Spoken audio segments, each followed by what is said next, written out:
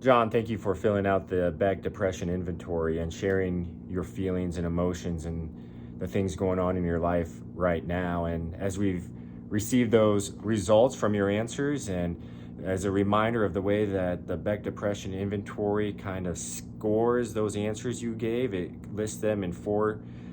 subsets where it starts with from minimal to mild to moderate to severe for those areas that you filled out as far as depression and hopelessness and anxiety and even for suicide. And so when we look at the answers that you gave for the feelings you have, your results came back that all of those areas came with a moderate to even a severe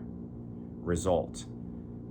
And the one we want to focus on today is the answer you gave that I would kill myself if I had the chance. Now, we want to talk about that because if you have that feeling right now and those thoughts, this is a safe place and a time where we can share that and walk through that feeling that you would have right now. But on the other hand, it also, in other parts of the assessment, it says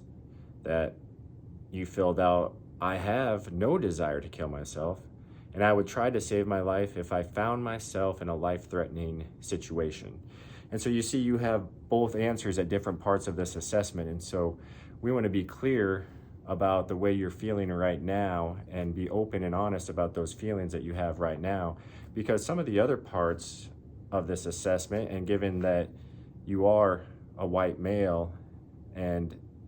the high risk of suicide is for white males, but also the answers that you also gave on the moderate side show that there's trending possibilities and trending kind of alerts for us to look at, that you would be trending in that situation, especially when you look at the hopelessness area that you filled out, that a moderate score shows that you really don't have a vision for the future and that you really can't see a future for yourself, and that it just feels hopeless, and trying to see something in 5 or 10 years doesn't make sense to you. And so that's an area of concern, but also the areas of anxiety that you are struggling with, that the unableness to relax and the fear of losing control, all these areas that may be adding up to it. But also there's a lot of positive things. Like we said, you did score on there too, that there's no change in your sleep or appetite or your sex or your energy, that those things are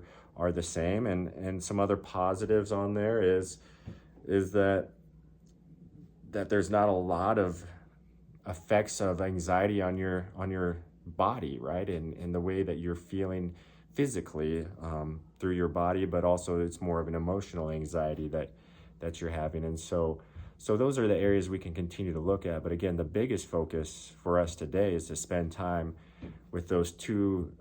differing statements about suicide and how you're feeling about that in your life right now,